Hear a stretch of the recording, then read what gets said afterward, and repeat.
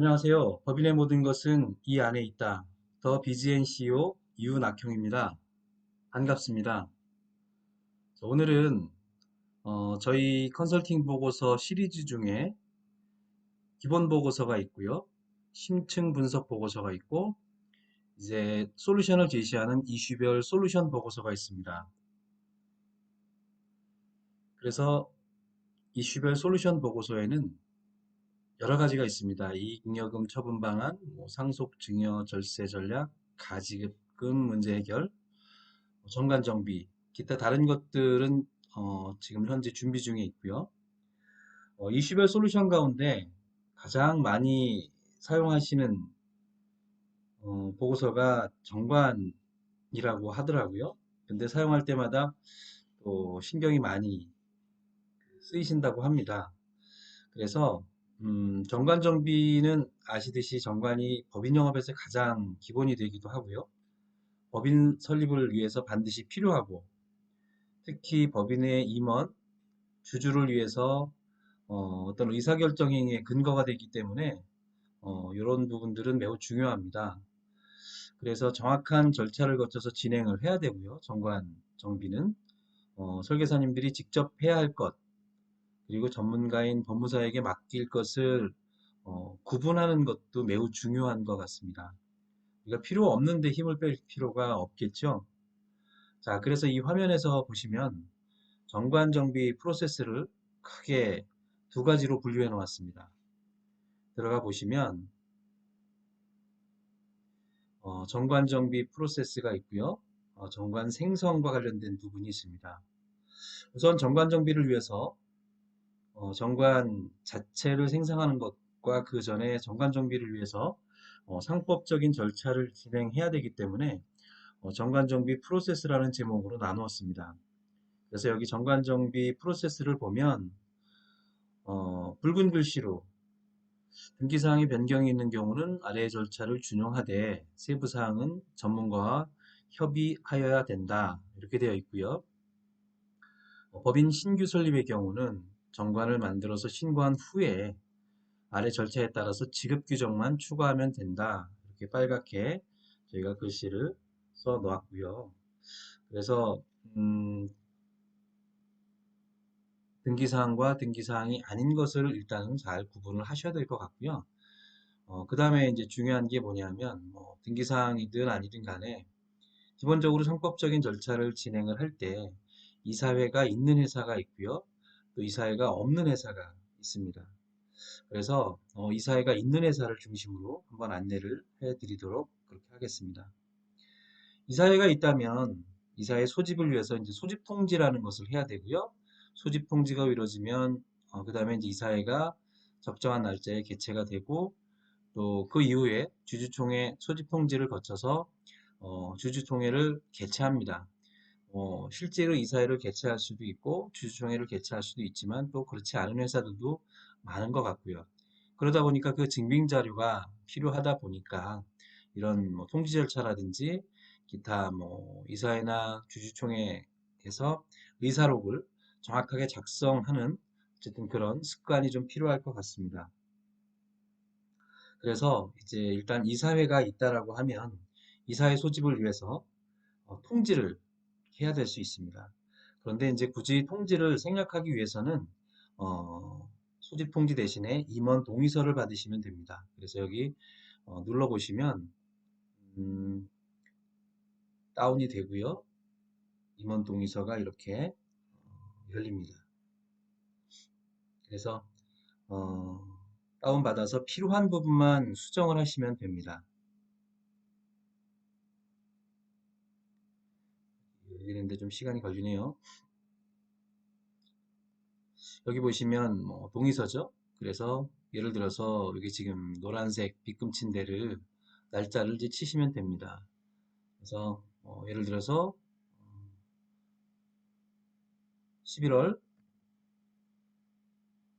15일 오늘 예를 들어서 뭐 소집 절차를 생략하는 것을 결의함 뭐 날짜 똑같겠죠. 밑에도 이런 식으로 기재를 하시고 대표이사 누구누구 또 이사 누구누구 누구 또 이사 누구누구 예, 도장 법인인감 찍고 기타 이제 도장 뭐 그냥 막도장도 상관없습니다. 막도장이라도 찍어서 보관을 하시면 됩니다. 그래서 근거는 이사의 수집 절차를 생략한다라는 상법 제 390조 사항에 의거해서 이렇게 동의 절차를 이제 거치게 되는 거죠. 자, 동의가 되고 나서 이제 이사회가 개최가 되는 거죠. 물론 이것도 형식상 서류 작업으로 대체하겠지만 일단 이사회 개최 시에는 이사의 의사록을 작성을 하시면 됩니다. 그래서 보이는 이사회 의사록을 다운받으시면 되는데요. 여기서 이제 이사회는 뭐 전면 개정을 위해서 주주총회 때 정관 전면 개정을 염두에 두고 이사회를 이제 개최하는 거거나 아니면 지급 규정을 이제 추가하거나 이제 뭐 둘 중에 하나로 저희가 사례를 들어 놓은 건데요. 일단은 전면 개정을 예를 한번 들어볼게요.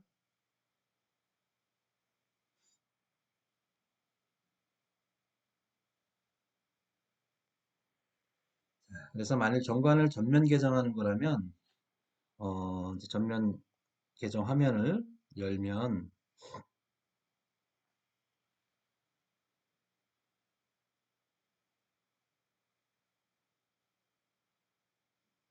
예, 이렇게 이제 이사회 이사록이 이제 다운이 됩니다. 다 다운이 되고요. 뭐 어렵지 않습니다. 이사회가 아까 이제 11월 15일 날 동의를 했죠. 동의를 했고요. 그 다음에 뭐 오늘 같은 날 이사회를 개최해도 상관없고요. 뭐 16일이 돼도 상관없습니다. 그래서 예, 노란색 칠하신 부분들은 이제 점차적으로 다 확인하시면서 수정하시면 됩니다.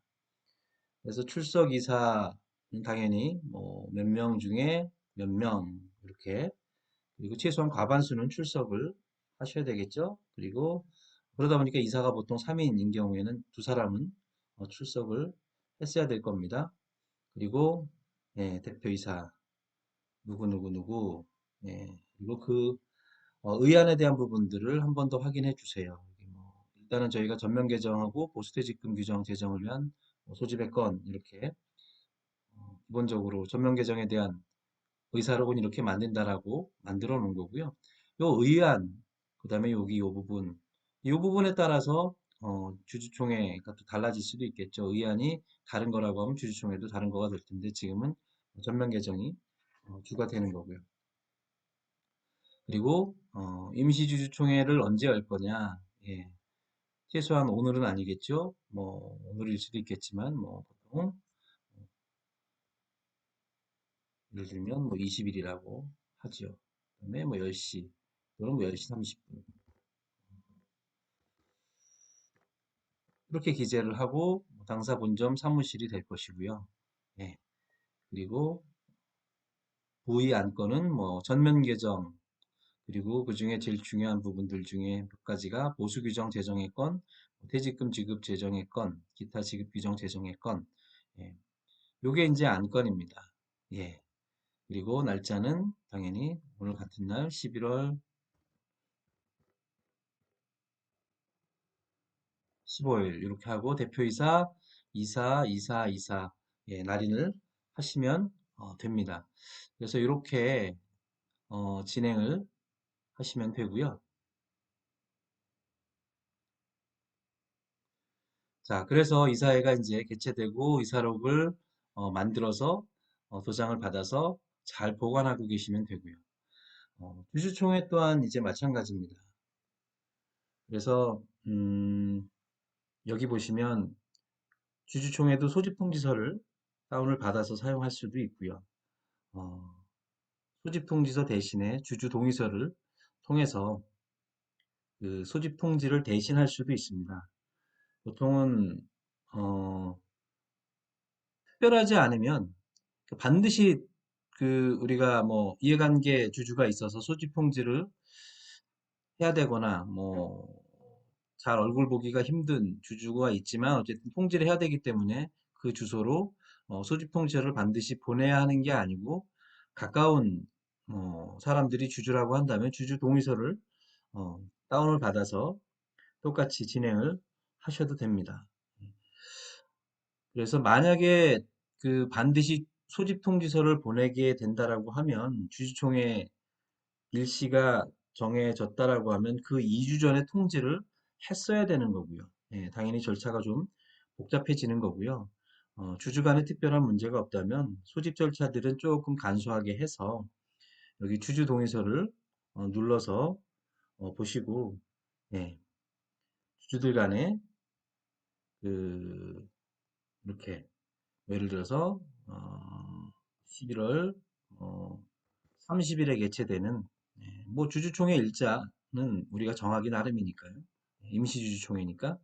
그래서 예, 이렇게 총주주동의서, 그래서 30일 날, 29일 날 주주 동의를 받았을 수도 있죠. 30일 날 개최하는데 뭐 같은 날 하셔도 상관없고요. 예. 그리고 주주들의 이거는 이제 아무래도 개인인감을 찍어도 되고요. 예. 도장을 찍어도 됩니다. 그래서 이렇게 소집 절차를 진행을 하시면 됩니다. 예. 그러면 일단은 주주총회 소집 절차가 주주 동의서로, 기간도 단축됐고, 절차가 훨씬 간소화됐죠. 예. 그래서 웬만하면 주주 동의서를 사용하시는 게 좋을 것 같고, 이해관계가 있는 주주들이 있거나, 좀 복잡한 문제가 있는 주주들 간에 그런 문제가 있다라고 하면, 소집 통지서를 주주총회 개최일 2주 전에 꼭 보내시는 게 좋을 것 같습니다. 예. 그리고 나서 주주총회가 이제 개최가 되겠죠. 아까도 말씀드린 것처럼 이제 전면 개정을 염두에 두고 한다라고 하면, 자, 우선 주주총회는 3월에 결산 시하게 되는 정기주주총회가 있습니다. 그것도 마찬가지로 뭐 일반적으로 정기주주총회는 의안들이 여러 가지가 있을 텐데, 그런 부분들을 이렇게 주주총회라는 어쨌든 절차가 있다라고 하면 이런 이사회로부터 이런 상법상의 절차를 반드시 거쳐야 되는 겁니다. 그 상법상의 절차라는 건 우리가 그 정관이나 이런 부분들이 등기가 되느냐 안 되느냐 이런 것과는 상관이 없습니다. 그런 것과는 상관없이 어쨌든 주주총회가 열려야 될 일이 있으면 그게 뭐 등기 사항이든 아니든, 그냥 이런 절차를 거쳐서 주주총회를 통해서 뭔가를 결정을 해 줘야 되는 거죠. 그렇지만 이런 절차를 거치는 것들 중에 등기사항의 변경이 있는 경우가 있고 또 등기사항과 상관없이 이루어지는 일들이 있을 뿐이라는 것을 기억을 하시면 될 것 같아요. 뭐 주주총회를 거친다고 해서 다 등기사항이 또는 등기와 관련된 일이 있다라고 생각하실 필요는 없습니다. 예, 그래서 그거를 구분만 하실 줄 알면 됩니다. 그리고 이제 그 정기주주총회가 아니라고 한다면 그 외에는 다 임시주주총회를 이제 개최하게 되는 건데요. 여기 그 전면 개정 단추를 눌러보면 이런 임시주주총회 의사록이 작성이 또 돼요. 그래서 노란색 부분을 위주로 보시면 되는데요. 어, 여기 보시면 회사, 그다음에 여기 뭐 몇 월, 며칠, 뭐 아까 보셨던 것처럼 뭐 11월, 뭐 30일에 10시 30분에 뭐 서울시 서초구 본점 회의실 이렇게 해서 하시면 됩니다. 그래서 장소도 본점이 있는 곳이 될 거고요. 여기 이제 의결권과 출석사항 이 부분인데요. 의결권과 출석사항에서 주식수는 발행 주식수를 얘기합니다. 그래서 발행 주식수 곱하기 우리가 익명가 하면 자본금이 되는 그 발행 주식수고요. 법인 등기부등본상에 나와 있는 발행 주식수가 그걸 얘기하는 거고, 그 다음에 주주의 총수는 말 그대로 주주의 총 숫자를 얘기하면 됩니다. 2명일 수도 있고 1명일 수도 있고 여러 명일 수도 있습니다. 그리고 주주총회에 주주가 전부 참석했다라고 하면 뭐 참석한 주주가 전부가 되겠죠. 2명 중에 2명이고 3명 중에 3명일 수도 있는 거죠. 예. 그리고 출석 주식수도 만약에 그렇다라고 하면 발행 주식 총수와 출석 주식 총수는 같을 겁니다. 근데 만일 출석하지 않는 주주가 있다라고 하면 출석 주주 총수가 뭐 2명 중에 한 명만 왔다면 2명 중에 1명이 되는 거고요. 출석 주식수도 예를 들어서 출석하지 않은 주주가 가진 그 주식수가 1000주라고 가정을 하면 출석 주식수는 그러면 4000주가 되겠죠? 예. 참고로 주주총회 의결정족수라는 게 있습니다. 그래서 보통 우리가 이제 정관을 꼭 한번 읽어보시면 좋을 것 같은데요. 정관에 기재되어 있습니다. 의결 정족수가. 그래서 보통 결의시는 그 정족수는 참석 주주의 2분의 1이 참석을 해야 되는 찬성을 하고요. 그리고 참석하지 않은 전체 주주의 그 주식수의 4분의 1이 찬성이 된다. 그러니까 AND 조건입니다. 참석 주주의 절반, 그 다음에 전체 주주의 4분의 1 이상이 찬성이 돼야 보통 결의의 그 의결 정족수가 찬성이 되는 거고요. 그 다음에 참석 주주라고 제가 말씀드렸는데요. 그 참석 주주란 주주의 숫자가 아닌 주주가 가진 주식의 총 숫자를 얘기합니다. 예, 그러니까 뭐 2분의 1, 4분의 1이라는 게 주주의 머릿수가 아니라 예, 그 주주들이 가지고 있는 주식수를 말합니다. 예, 그래서 주식수가 많은 게 되게 그래서 중요한 거죠. 그리고 특별결의는 참석 주주의 3분의 2, 그다음에 전체 주주의 3분의 1. 참석 주주의 3분의 2가 예를 들면 찬성을 했는데 참석하지 않은 전체 주주의 의결 그 찬성한 주주의 숫자가 어, 전체 주주의 3분의 1이 안 된다라고 하면 특별결의에서 참석한 주주가 3분의 2가 찬성을 했다고 하더라도 예, 전체 주주의 3분의 1이 안 된다라고 하면 주식수가 그러면 당연히 통과가 되지 않는다라는 그런 의미입니다. 그래서 보통결의상, 특별결의상 이거는 이제 주식수다라는 것을 생각하시고 정관을 한번 꼭 읽어보시기 바랍니다. 그리고 정관을 개정하는 경우는 지금 이제 정관 개정 때문에 주주총회가 이제 열린 거잖아요. 정관 개정은 어떤 결의사항일까요? 정관 개정은 특별 결의사항입니다. 정말로 중요한 사항이라는 의미죠. 특별 결의사항이 그렇게 많지 않습니다. 생각보다. 네, 그래서 이 점 유의하셔서 의결권과 출석사항을 한번 확인을 하셔야 됩니다. 예를 들어서 어, 주주들이 머릿수는 많은데 출석한 전체 주식수가 3분의 1이 안 된다라고 하면 아무리 모든 사람이 참석한 주주들이 찬성을 했다고 해도 통과가 될 수가 없는 거죠. 예, 특별결의사항의 기본 조건을 만족하지 못하기 때문에 그렇습니다. 그리고 여기 결의 내용 보시면 대표이사는 누구누구누구 이제 의장이 되는 거죠. 예, 그래서 뭐 이 내용은 그냥 그대로 쓰시고 이 문구는 조금 필요에 따라서 고치시면 됩니다.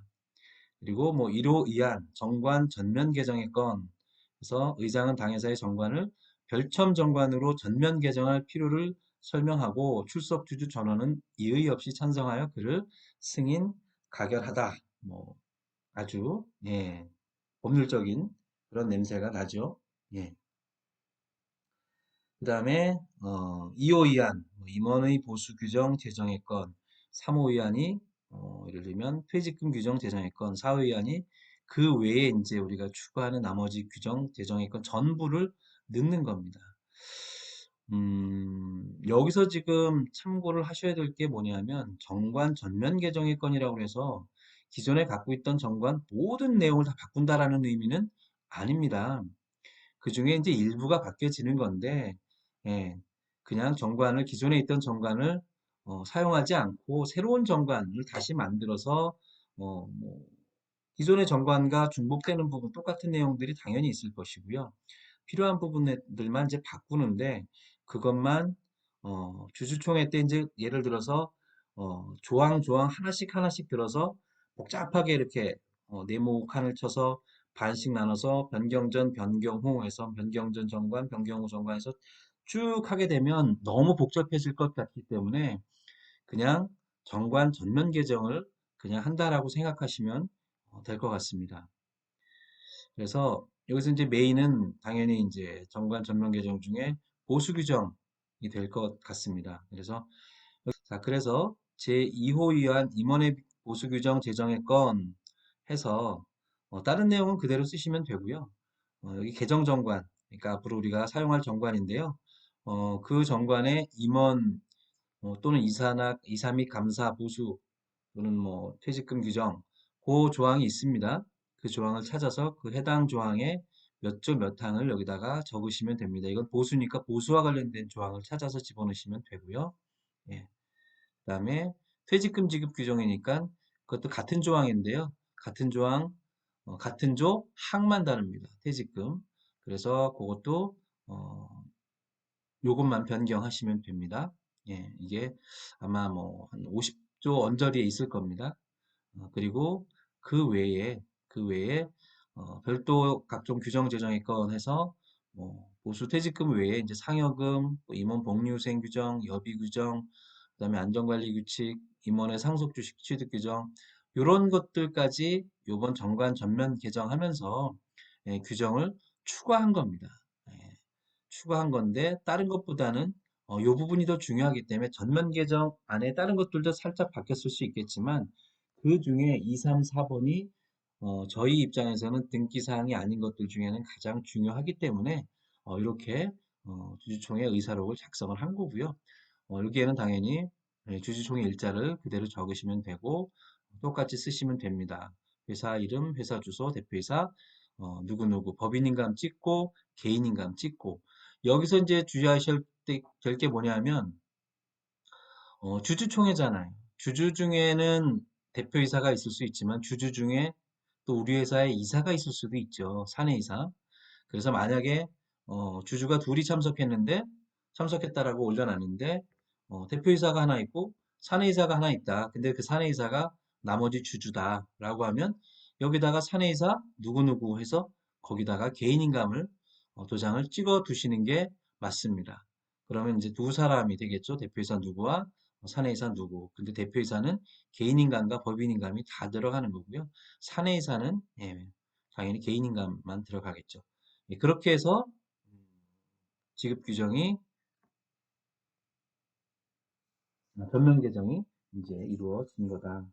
이렇게 보시면 됩니다. 여기 지급 규정도 따로 있는데요. 이 지급 규정은 마찬가지입니다. 전면 개정은 정관을 이제 한번 싹 고치고 싶어서 하는 거고요. 지급 규정은 다른 것들은 다 깔끔한데 정관 중에 이제 보수 규정, 지급 규정만 좀 빠져 있다라고 하면 요것만 좀 추가하고 싶을 때 그때 사용하려고 이제 요걸 한 겁니다. 나머지 절차는 똑같고 요걸로 주주총회 의사록을 요걸로 작성한다라고 보시면 될 것 같습니다. 자, 그리고 이사회가 이제 없는 경우도 있을 수 있죠. 이사회가 없는 경우라고 하면 이사가 3인 미만인 곳이 이제 이사회가 없죠. 그런 경우에는 여기 두 가지 절차, 소집통지와 이사회 개최는 생략이 되는 거고요. 주주총회하고 주주총회 통지하고 개최하는 절차만 진행을 하시면 되고요. 나머지 절차는 똑같다고 보시면 됩니다.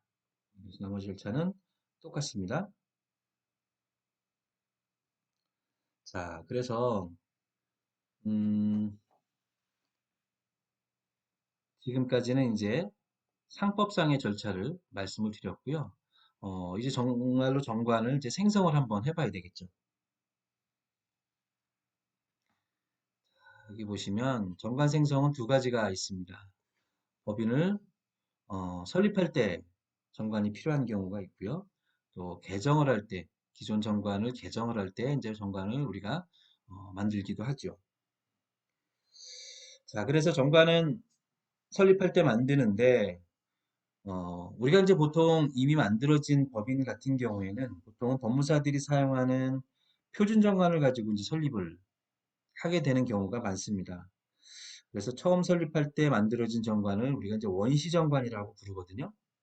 원시 정관은 법인을 설립하는데 필요한 내용들이 들어가 있습니다. 기본적으로. 그러니까 법인을 설립하는데 필요한 내용이라는 게 뭐냐면 어, 법인 등기부등본상에 기재될 내용들이라고 보시는 것도 맞을 것 같아요.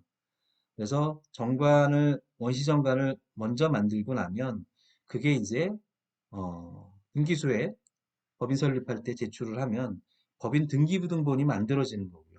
그 정관에 우리가 표준정관이라고 한 것들에 표현된 것들 중에 등기사항이 법인 등기부등본에 이제 표현이 되게 되는 거예요. 그러니까 이제 정관이 만들어지고 나서 맨 처음에 원시정관을 따라서 예, 그거를 등기소에 제출하면 그게 이제 법인 등기부등본으로 표현이 되게 된다. 근데 이제 이런 컨설팅을 하는 입장에서 보면 원시정가는 컨설팅을 하게 될 당사자, 주주, 대표이사, 뭐 임원, 주주 이런 분들에 대한 그 베네핏 또는 권리, 책임 어쨌든 이런 실질적인 규정들이 조금 빠져 있는 경우들이 많습니다. 세무적인 내용들도 좀 명확하지 않은 경우들도 많고요. 그래서 애초에 법인 설립에 관여할 수 있다. 설계사님들 중에 내가 내 사업자에 대해서 법인 설립에 관여할 수 있는 분이라면 그분들에 대해서 정관을 직접 여기서 설립시 정관을 만들어서 법무사에게 전하는 것도 하나의 방법입니다. 우리가 그 대표님들에게 자꾸 이제 관여를 해야 되는 부분들이 있기 때문에 관여를 해보십사. 정관을 만들어 주는 것도 하나의 이제 관여가 되는 거고 또 신세가 되는 거니까요. 예. 그래서 이제 저희가 이렇게 법인 설립 시 정관을 따로 만든 거거든요. 그래서 정관을 만들고 그걸로 컨설팅을 하실 분이면 예. 그리고 잘 모르겠다라고 하면 여기 아카데미에 여기 아카데미에 정관과 관련된 그 동영상이 있습니다. 그래서 그거를 꼭 한번 들어보시는 것 되게 중요할 것 같습니다. 그래서 법인 설립 시에는 이제 아까 말씀드렸다시피, 등기부등본이 없는 상태라고 말씀을 드렸고요. 오히려 정관을 통해서 등기부등본을 만드는 과정이라고 생각하는 게 맞습니다. 그래서 등기부등본에 필수적인 기재사항을 입력하고, 필수적인 기재사항이 결국 법인 등기부등본의 내용이 된다. 라는 것을 이해하시면 될 것 같습니다. 이건 제가 이제 입력을 해 놓은 겁니다. 예, 이렇게 그냥 막 입력해 놓은 거예요. 예, 소재지는 시까지만 하면 됩니다. 예, 그리고 여기 뭐 서울 시내에서 발행하는 뭐 어쩌고저쩌고 경기도에서 발행하는 일간 뭐 경기일보 이런 식으로 그리고 홈페이지가 있는 회사는 이렇게 홈페이지를 기재를 하시면 좋고요. 발행할 주식수는 앞으로 설립 시 발행한 주식수 외에 전체적인 앞으로 향후에 발행할 주식 총수를 적어 놓는 거거든요. 예전에는 이렇게 설립 시 발행한 주식수의 4배수까지만 보통 발행할 주식수에 기재하도록 돼 있었는데 지금은 그렇지가 않습니다. 그래서 우리가 자본금이 5천만 원이다라고 하면 그래서 한 주의 금액이 5천 원이다라고 하면 5천만 원이니까 자본금이 설립 시 발행 주식수는 만 주가 되는 거고요.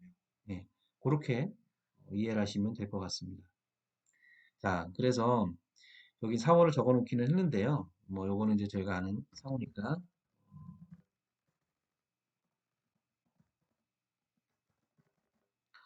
자, 이렇게 한번 적어 놓을게요.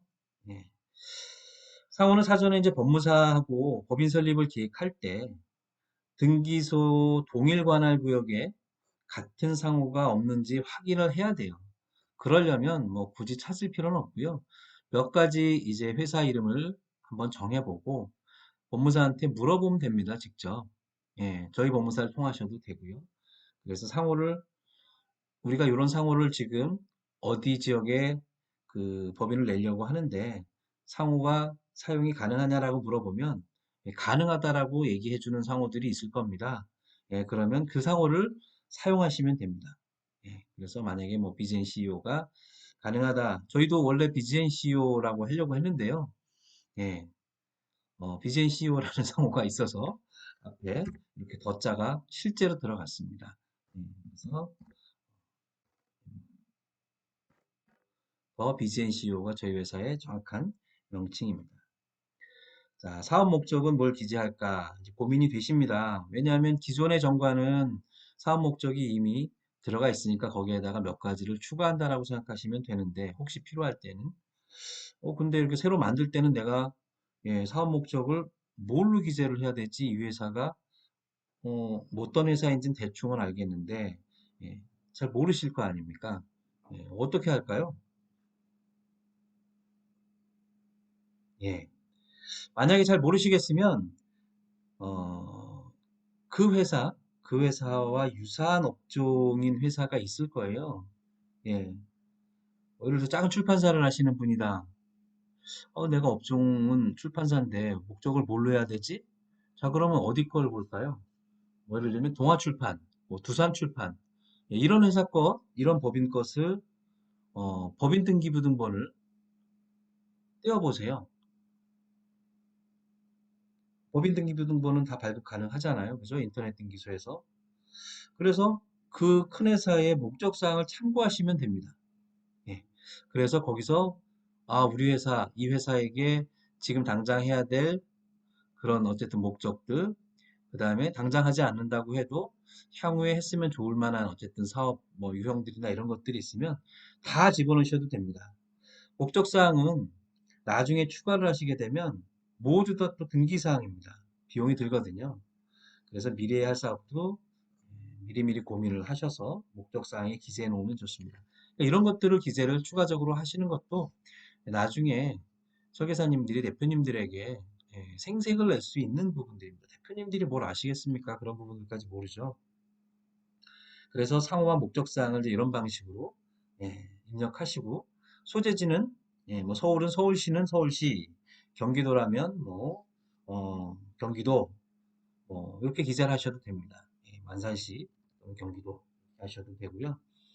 공고 방법은 뭐 이렇게 서울 시내에서 발행하는 일간 아시아경제신문, 뭐 매일경제신문, 뭐 한국경제신문 다 좋습니다. 근데 아시아경제를 하는 이유는 공고하는데 비용이 싸기 때문에 그렇고요. 또는 뭐 그러니까 내가 소지지가 경기도라고 해서 공고 방법을 경기도에서 발행하는 경기일보만 하실 필요는 없습니다. 어떤 지역에서 하든 전국지면 되고요. 일간지면 됩니다. 예. 그리고 홈페이지가 있다라고 하면 이렇게 저희는 bgnco.com입니다. 홈페이지가 있다면 홈페이지를 이렇게 기재를 하시면 공고 방법이 이제 등기부등본에 홈페이지를 통한 공고 방법도 같이 표시가 되는 거예요. 그래서 공고를 홈페이지를 통해서 할 수가 있습니다. 홈페이지가 없는 회사는 이게 필요가 없겠죠. 날려버리면 됩니다. 여기 있는 거는. 자, 그리고 아까 말씀드린 것처럼 발행한 주식 총수, 뭐 환주의 금액, 설립 시 발행 주식수 이제 있고요. 한 주의 액면가는 뭐 정하기 나름입니다. 중요한 건 자본금, 이 회사 자본금을 얼마를 할 거냐가 중요한 거고요. 한 주의 금액을 5천 원으로 하든, 뭐 1,000원으로 하든, 10,000원으로 하든, 500원으로 하든 그냥 정하시면 되고 그 정한 것에 따라서 주식수가 달라지겠죠. 자본금은 정해져 있으니까요. 예. 다만 발행할 주식 총수는 그냥 많이 하셔라. 많이 하셔라. 말씀드리고 싶습니다. 그 다음에 두 번째 이제 옵션 사항인데요. 여기 보시면 주식 매수 선택권, 우리가 알다시피 스톡 옵션이라는 겁니다. 등기사항입니다. 물론 이제 원시정관에 이걸 집어넣으면 뭐 따로 우리가 등기사항으로 별도로 빼서 등기할 거는 아니죠. 이미 다 들어가 있는 것들은 다 등기소에 한꺼번에 다 들어가니까요. 처음에는. 예. 그래서 중요한 건 이 스톡 옵션을 반영할 거냐 말 거냐인데요. 이 스톡옵션 부분은 설립 시에 주주나 임원들이 이 부분에 대해서 조금 더 좀 개념이 명확하게 인지가 되고 진행을 꼭 해야 되겠다라고 하지 않는 이상은 뭐 안 하시는 게 좋을 것 같습니다. 처음에는 특히. 예. 그 다음에 주식의 양도 및 제한 규정인데요. 예를 들면 주식이 특수관계인 외에 가족들이나 이런 특수관계인 친한 분들 외에 다른 이해관계인이 있다면 요 규정을 통해서 제한 규정을 이제 두면 주식이 다른 주주도 모르는 사이에 그러니까 나 말고 나랑 이해관계인이 있긴 한데 그 주주가 갖고 있는데 그 사람이 제3자에게 양도를 할 수도 있죠. 나 몰래. 그리고 회사에다가 통지할 수도 있죠. 그러면 어떻게 할 수가 없잖아요. 그럼 경영권에 문제가 생길 수도 있고 경영하는데 사사건건 이제 시비를 걸 수 있는 부분들이 있으니까요. 혹시 이제 주주 간에 그런 문제가 있을 것 같다라고 하면 애초에 시작할 때 이렇게 양도 제한을 걸어 놓으면 주식을 양도할 때 뭐 이사회에 동의를 얻도록 돼 있거든요. 만약에 이런 적용을 해 놓으면 이사회가 없다면 주주총회 동의를 얻는 게 맞겠죠. 그래서 이제 뭐 가장 대표적인 게 뭐 서로 이해관계가 맞을 때는 좋지만 문제가 될 수 있는 게 동업자죠. 그래서 동업자가 2인 이상이라면 요 규정을 애초에 집어넣고 시작하는 게 좋습니다. 어쨌든 시작할 때는 이게 뭐 등기사항이든 아니든 한꺼번에 다 들어가서 설립 등기에 들어가는 것이기 때문에 개별적으로 뭐 등기 비용을 따로 받는 거는 아니니까요. 넣을 수 있는 것들은 넣고 뺄 수 있는 것만 또 필요 없는 것만 제외하면 될 것 같습니다. 애초에 설립할 때라고 한다면 그리고 우리가 그걸 관여한다라고 하면 자 그리고 추가 기재 사항은 뭐 영업연도 보통 1월부터 12월까지 그냥 일반적으로 그냥 할게요. 그 다음에 여기 작성일은 법인 설립일입니다. 요게. 그래서 거기에 맞추시면 되는데 이제 우리가 법인 설립할 때 이거 말고도 점검 말고도 준비할 것들이 많죠. 뭐 잔고 증명까지도 이제 준비를 해야 되는데 그때 이제 날짜를 잘 맞춰서 들어가야 되니까 날짜 조정을 아무래도 요 작성일이 정관 작성일이 되니까 예, 날짜 조정은 이제 법무사가 처음에 이제 설립할 때니까 법무사랑 좀 조정을 하셔서 이 날짜를 적으셔도 좋을 것 같습니다. 그리고 발기인은 회사 설립을 하면서 자본을 투자한 투자자, 주주입니다. 그래서 윤학형, 뭐 주민번호 보실 필요가 없죠. 이렇게 하시면 됩니다. 그 다음에 발기인이 두 사람이면 추가 누르면 이렇게 적어서 넣으시면 됩니다. 그리고 예, 줄 간격을 조금 조절하실 필요가 있으면 한번 화면을 다운받아서 보시고 필요에 따라서 줄 간격을 조정을 할 수 있도록 저희가 아주 친절하게 만들어 놨습니다. 그래서 이 상태에서 잠시만요. 이걸 제가 지워버렸더니 제가 그냥 막 적어놓을게요.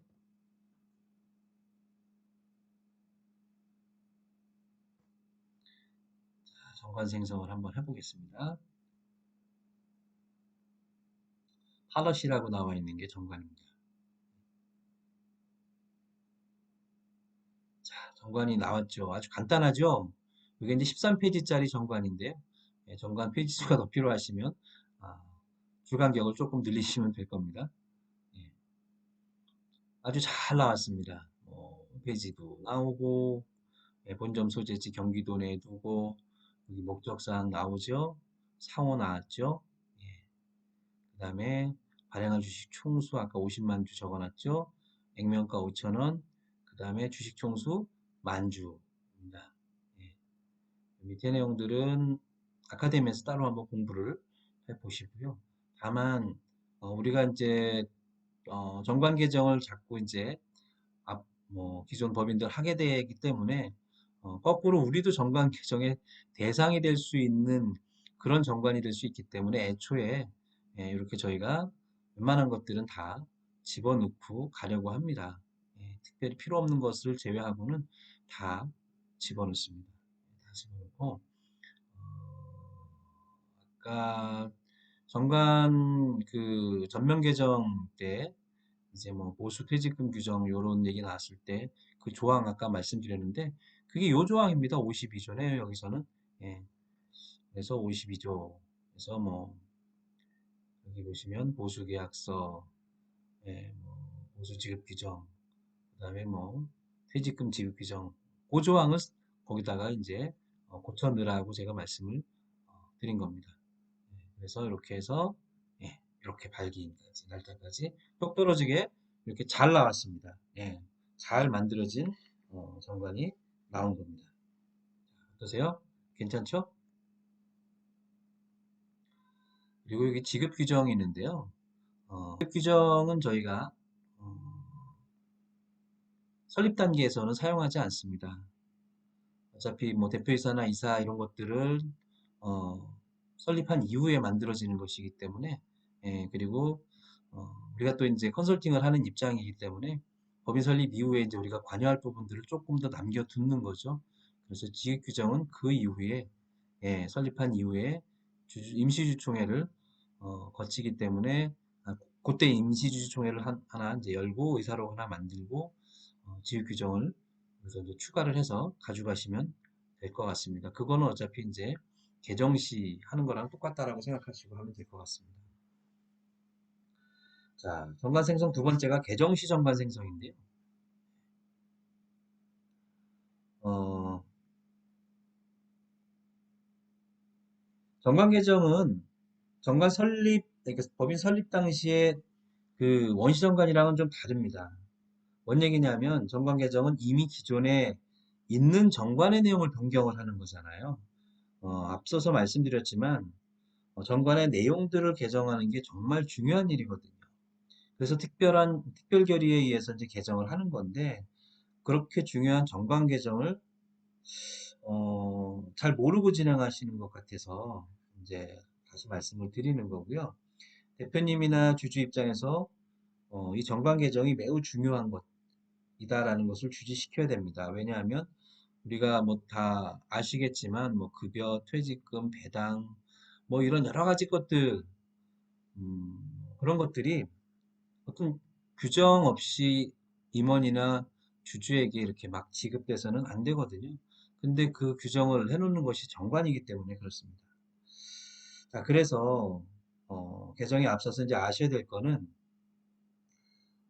설립시 정관을 만들 때는 여기 이제 1번부터 필수 기재 사항부터 이렇게 3번 추가 기재 사항까지 어, 내용을 이제 우리가 입력하면 그 내용이 그대로 법인 등기부등본에 표시가 되는 거였다라고 하면 정관을 개정하는 것은 반대라고 생각하시면 될 것 같아요. 예. 일단은 이미 법인 등기부등본이 있잖아요. 그죠? 있는 법인이니까 애초에 설립된 법인이니까 그 법인 등기부등본이 있고 예, 지금 말씀드린 부분 중에 어느 것을 변경한다. 1번부터 3번까지 어떤 것을 변경한다. 그러니까 법인 등기부등본이 원래 그 회사께 있고 그 회사의 등기부등본 중에 나와 있는 어떤 내용들을 변경한다고 하면 그게 바로 이제 등기사항이 되는 거예요. 그것을 변경한다고 하면 우리가 정관을 건드리는 것들 중에 그 부분을 건드리면 등기사항인 거고 그렇게 되면 그것을 법무사에 이제 의뢰해서 등기를 하게 되는 거고요. 그 부분을 건드리지 않고 또 그 부분에 등기부에 추가가 되는 것들이 아니라고 한다면 그거는 등기부등본을 건드리는 부분은 아니기 때문에 그럼 등기사항이 아닌 거예요. 그 외의 것들을 건드리는 거죠. 등기부 외의 것들 실질은.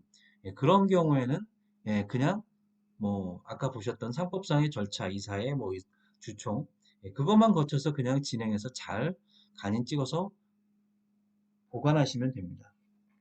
그래서 등기사항과 관련된 부분들이 있다고 하면 법무사와 논의를 해서 진행을 한번 하시면 될 것 같고요. 이제 저희가 보통 정관을 개정하는 이유는 여기 이제 보여지는 내용도 가끔 있지만 임원의 지급 규정, 즉 그러니까 보수나 퇴직금, 임원이나 주주에게 지급하게 되는 그런 내용들을 추가하기 위해서 하는 경우가 대부분이에요. 그래서 기존의 정관에 임원의 보수 퇴직금 규정, 그러니까 정관에 보수와 퇴직금과 관련된 조항만 있고 지급 규정이나 이런 것들을 주주총회에 위임하는 어쨌든 그런 딱 한 줄짜리 정관 조항이 있는 경우들이 있습니다. 표준 정관이나 일반 어떤 정관들을 보면 그리고 별도의 지급 규정이 없는 경우들이 있습니다. 그럴 때 임원의 보수와 퇴직금 규정을 손을 보면서 추가적으로 이 화면에 이제 아래에 있는 지급 규정을 추가하게 되는 경우가 이제 메인입니다. 그게 되는 거거든요.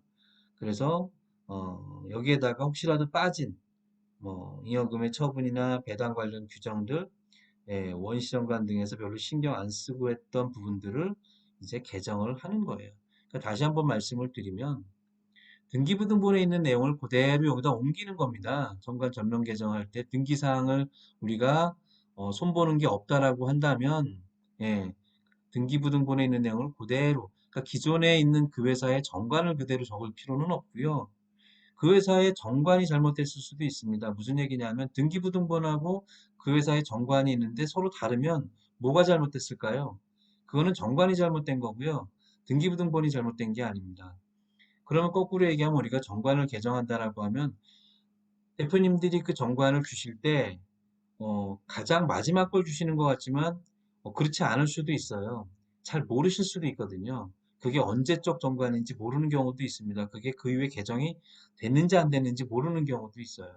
자, 그렇기 때문에 우리는 그걸 믿을 수가 없기 때문에 웬만하면 정관도 받아오시되 법인 등기부등본을 출력하셔서 또는 여기에 지금 업로드되어 있지 않습니까? 이 회사 것들이 관리기업에 그 등기부등본에 있는 내용 상호 사업 목적을 그대로 다 적으시는 거예요. 예, 소재지 그대로 공고 방법 그대로 다 적으시면 됩니다. 예, 그대로 적으시면 돼요. 예, 똑같이 적으시면 됩니다. 달라지는 건 작성일만 달라지는 거예요. 그리고 혹시 그 회사에 주식 매수 선택권이나 주식의 양도 제한 규정이 이미 등기사항으로 들어가 있는 경우라고 한다면 여기도 체크 적용을 해놔야 될 겁니다. 예, 해놔야죠. 예.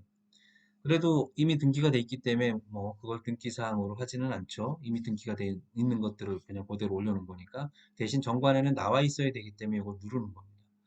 근데 어, 기존 정관에는 요 사항이 없지만 요번에 새로 집어넣고 싶어요. 주식의 양도 제한 규정.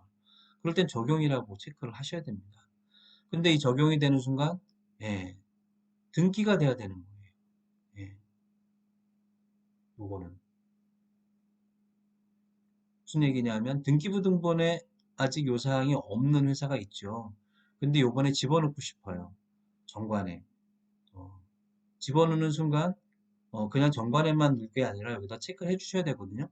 예, 양도 및 제한 규정은 등기 사항이기 때문에 그 순간부터는 이 정관 전면 개정은 예, 전면 개정도 되지만 등기 사항이 일부가 포함이 되는 거니까 법무사하고 그 부분은 상의를 해서 작성해야 될 부분들이 조금 달라질 수도 있습니다. 주총에다가 의사록에 추가할 내용도 조금 달라질 수 있고요. 그래서 등기 사항이 하나라도 포함된다고 하면 예, 그 부분에 대해서도 법무사한테 얘기를 해주면서 전면 개정을 하는데 그 안에 등기사항 뭐가 달라졌다 라는 부분들을 반드시 얘기를 해주셔야 된다라고 자꾸 얘기를 해드리는 거예요.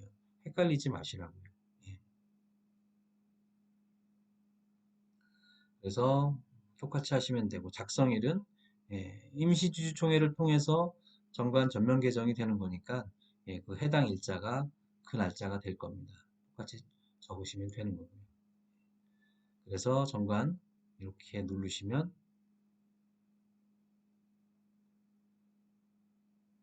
이렇게 정관 생성이 되는 겁니다. 보셨죠? 아까 이제 제가 말씀드린 것 중에 조금 다른 부분은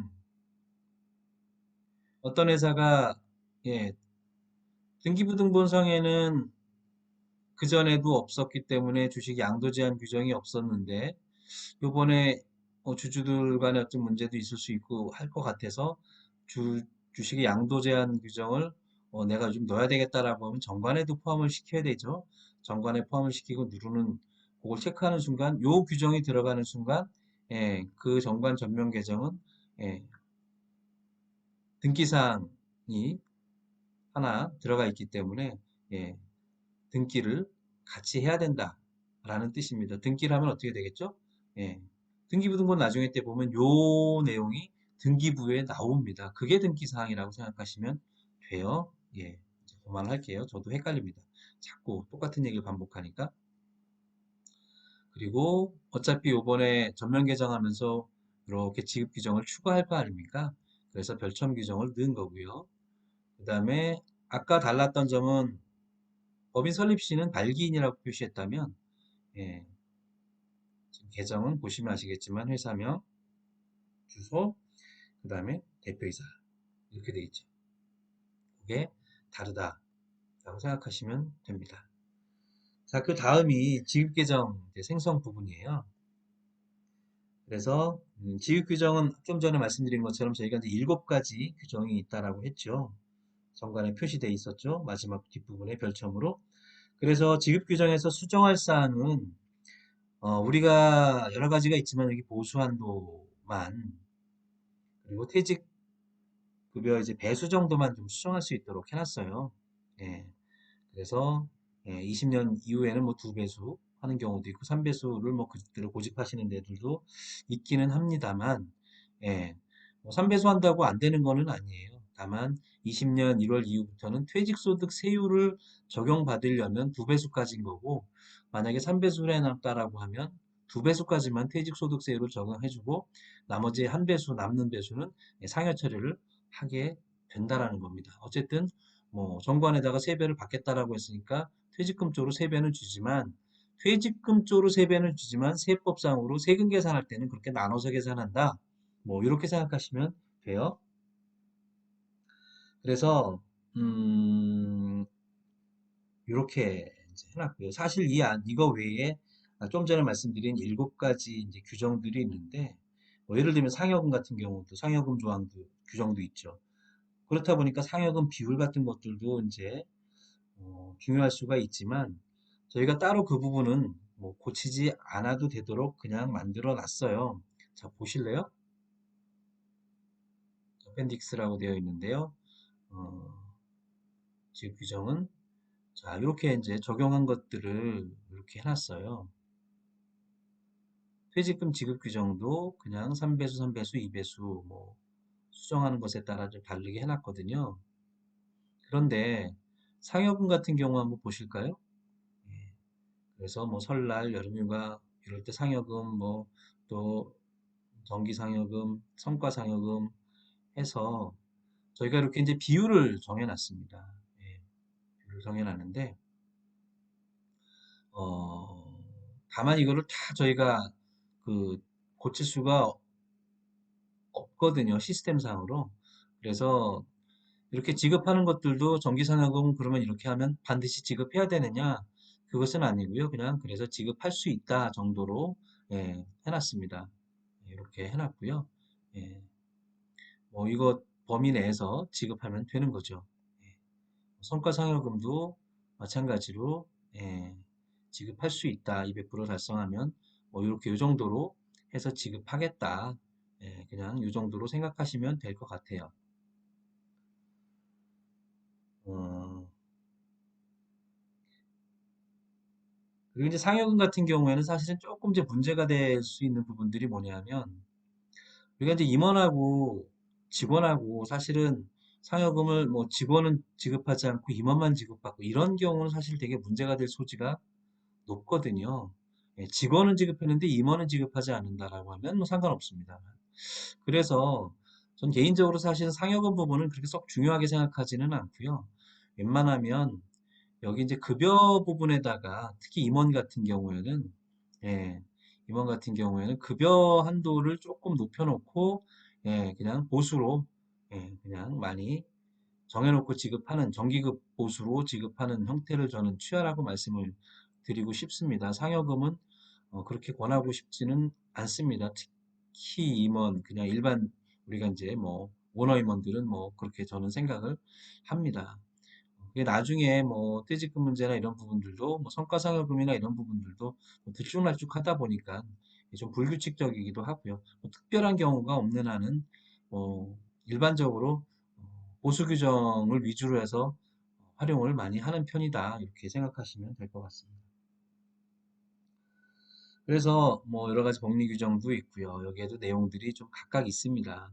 근데 뭐 그렇게 그다음 저는 뭐 중요한 그러니까 그 숫자 자체가 그렇게 중요한 내용이라고 생각하지는 않습니다. 예. 어쨌든 이런 규정이 있다. 뭐 여비를 얼마나 써야 된다. 예, 중요하죠. 예. 어쨌든 내용이 있다라는 게 더 중요할 수도 있다. 특히 이런 부분들. 그다음에 7번째 요런 부분들 꼭 한번 읽어 보셨으면 좋겠습니다. 이 부분들을 일일이 다 제가 이 보고서 설명하면서 설명을 해드릴 수가 없기 때문에 그렇습니다. 예. 필요한 내용들은 아카데미에서 정보한 내용들을 한번 참고를 해서 들어보시면 좋을 것 같습니다. 자, 그렇게 해서 완성된 정관하고 지급 규정하고 그 다음에 앞서서 이제 임시주주총회 의사록하고 요 세 개를 이제 임시주주총회 의사록이 가장 앞에 오고 그 다음에 정관, 그 다음에 지급 규정 요렇게 이제 여기 한 세트가 돼야 되겠죠. 임시주주총회 같은 경우에는 정관 전면 개정 관련된 내용이었으니까요. 함께 철하고 임시주총 의사록에 날인한 이제 아까 보셨던 대표이사의 법인인감, 개인인감 그리고 혹시 참여했을 수 있었던 말씀드렸던 이제 사내이사가 있었다라고 하면 거기 사내이사 도장이 들어갔다라고 하면 사내이사 도장까지 그래서 그것을 다 이어 붙여서 간인까지 싹 하셔서 보관하시면 됩니다. 만약에 등기사항이 있다라고 하면 그렇게 보관만 하시면 안 되고요. 예, 등기를 법무사를 통해서 하셔야 되는 거니까 다른 서류들이 더 필요할 것이고요. 만약에 말씀드린 것처럼 등기사항이 건드려지지 않았다라고 하면 예, 지급규정만 전체적으로 건드렸고 등기사항이 아닌 것만 건드렸고 법인등기부 등본에 있는 내용은 그대로 옮겼다라고 생각하시면 예, 그러면 특별히 등기사항이 아니다라고 보시면 됩니다. 그냥 그대로 보관하시면 된다는 뜻이죠. 그래서 여기까지가 정관 전면 개정이고요. 특별히 등기사항의 변경이 없는 경우에 정관입니다. 그래서 혹시라도 정관 개정 시에 등기사항 변경이 있다면 반드시 내용을 하시면서 또는 하시기 전에 법무사랑 한번 확인하시든가 좀 궁금하신데 법무사한테 좀 물어보기 그렇다라고 하시면 멘토링을 달아주세요. 제가 멘토링을 요청하시면 멘토링을 달아드리도록 하겠습니다. 그래서 특히 이제 우리가 놓치기 쉬운 거는 뭐 이 앞에 부분들을 바꾸는 거는 당연히 등기사항이니까 아시겠지만 여기 지금 옵션 상 이 부분에 대해서도 등기사항이다라는 것을 잘 모르시는 분들이 있는데 예, 등기사항이니까 예, 꼭 염두해서 진행을 하십사 말씀드리고 싶습니다. 자, 오늘은 여기까지 정관에 대해서 여기까지 안내를 해드렸습니다. 감사합니다.